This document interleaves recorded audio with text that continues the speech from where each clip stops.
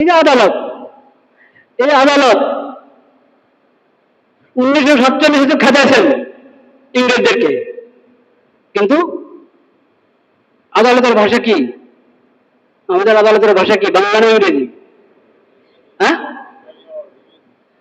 কেন ইংরেজি? তাহলে 21শে ফেব্রুয়ারি কোথায় গেল?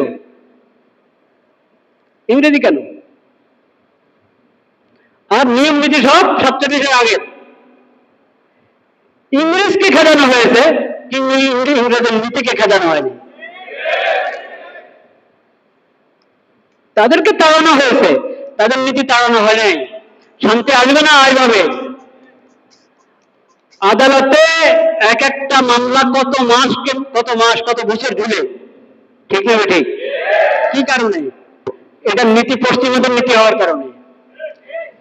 ইসলামের কাছে শিখেন মামলা কিভাবে পরিচালনা করতে হয়, লয়ারদের কি দায়িত্ব, বিচারকের কি দায়িত্ব, এবং সাক্ষীদের কি দায়িত্ব, দুই পক্ষের বাদী বিবাদীর কি দায়িত্ব, কিভাবে পেশ হবে, কিভাবে মীমাংসা হবে, ওটা কোরআন থেকে শিখেন, হাদিস থেকে শিখেন, নবীজির সিরাত থেকে শিখেন। দেখবেন আদালতে কোনো মামলা ঝুলে থাকবে না। দেখবেন আদালতের মধ্যে অন্যায় ফয়সালা, অন্যায় ফয়সালা, হক একজনের, পায় আর একজন, ঠিক না ঠিক? কেন কেন হবে এরকম? কেন হবে এরকম?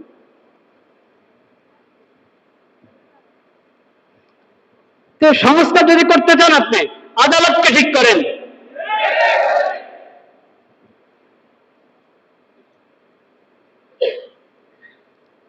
খালি এড়িয়ে দেওয়া, পাশ কাটিয়ে দেওয়া, যাতে আপনার অপরাধীদের কোনো শাস্তি না হয়, আর যারা যারা আপনার হক সে হক না পায়। কত তামাশা এটার জন্য, কত পায় তারা। এসব হচ্ছে যেটা আদালতকে শরীয়তের অনুগামী বানানো হয়নি। আদালতকে ইসলামী শরীয়তের অনুগামী বানিয়ে দাও, তাহলে কোনো ফোন আসবে না। ফোন আসে কিনা? উপরের চাপ, ফোন, বিদেশি চাপ। আরে কেন এত চাপ? যেহেতু শরীয়তের চাপ তোমার গ্রহণ করা দরকার ছিল, শরীয়তের আনুগত্য গ্রহণ করা দরকার ছিল। শরীয়তের, ওটা তো চাপ না, শরীয়তের নির্দেশনা। শরীয়তের নির্দেশনা গ্রহণ করো না, এই জন্য চাপের মুখে অন্যায় ফয়সালা করতে হয় আদালতকে। যদি এই সরকার কোনো অবদান দেখে দিতে চায়, তাহলে সেটা হলো সংস্কার, মানে আদালতকে সংস্কার করো।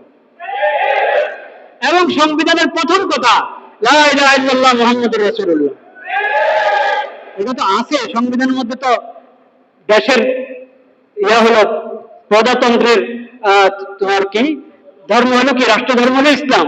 তো রাষ্ট্রধর্ম যদি ইসলাম হয়, তো আতিউল্লাহ আতিউর রাসূল এটা আসবে না? এটা সবাইকে মনে রাখতে হবে, সবাইকে। আল্লাহ রাব্বুল আলামিন আমাদেরকে হেফাজত করেন। ওয়া আখিরু দাওয়ানা আলহামদুলিল্লাহি রাব্বিল আলামিন।